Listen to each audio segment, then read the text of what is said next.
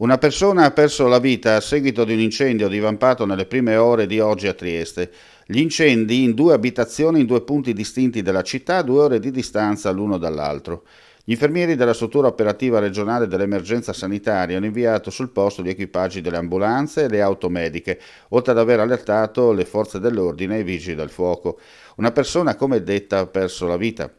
2 invece sono state prese in carico dal personale sanitario e trasportate, una in codice giallo e l'altra in codice verde, all'ospedale di Catinara per aver inalato i fumi della combustione. Un uomo di 55 anni d'età è stato soccorso nel primo pomeriggio di oggi per le ferite che ha riportato a seguito di un problema nella fase di atterraggio con il parapendio a Toppo di Travesio, area di atterraggio Meduno. Il personale sanitario ha preso in carica l'uomo, che è stato trasportato all'ospedale Santa Maria degli Angeli di Pordenone per accertamenti, stabile e cosciente, per fortuna fuori pericolo di vita. 2 uomini sono stati soccorsi dal personale medico-infermieristico nel primo pomeriggio per le ferite che hanno riportato a seguito di uno scontro avvenuto in via Udine a Ruda tra una bicicletta e una moto. Il personale medico ha preso in carico entrambi gli uomini. Quello che si trovava sulla bicicletta è stato trasferito in volo all'ospedale di Catinara in gravi condizioni incosciente, mentre per quanto riguarda il motociclista è stato trasferito a Palmanova in codice verde. Sul posto i carabinieri per i rilievi di legge.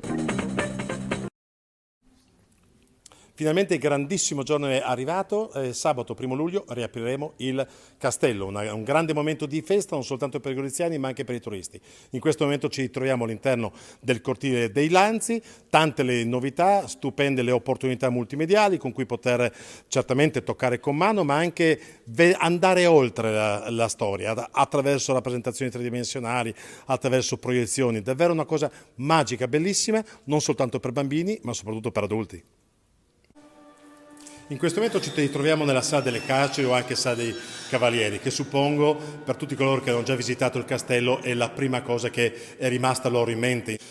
Sia come carceri e si osservano perciò gli accessi, le porte originali dell'epoca, ma anche trasformata successivamente in luogo in cui i cavalieri occupavano proprio il loro tempo libero, magari anche attraverso il gioco dei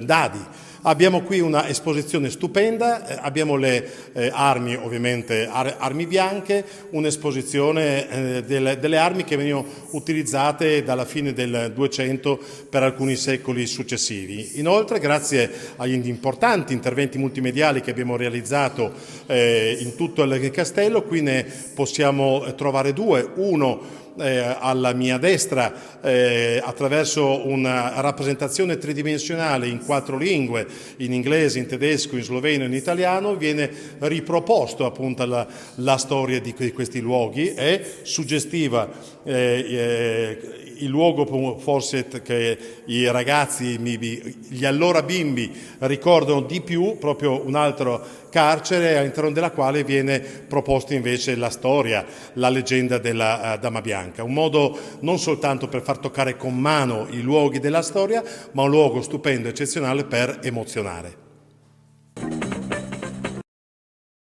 Vice governatore Anzil, presentata oggi la 32esima edizione di Carne e Armonie, una grande manifestazione che con 36 concerti in ben 27 comuni potenzia l'offerta turistica e culturale della montagna del Friuli Venezia Giulia. Esatto, la Carnia è la madre del Friuli ed è bello che all'armonia sinuosa e materna delle sue valli, delle sue montagne, si intrecci l'armonia dei suoni di questa rassegna che ha molti meriti, a quello di aver offerto per oltre 30 anni una stagione di concerti d'estate, a quello di aver messo insieme pressoché tutti i comuni della montagna ed ha appunto quello di saper unire il fascino della musica che non ha confini con il fascino dei luoghi, antiche chiese, pievi, ma anche i palazzi antichi della nostra montagna friulana e anche parchi e luoghi all'aperto adeguati a passare una serata davvero in armonia.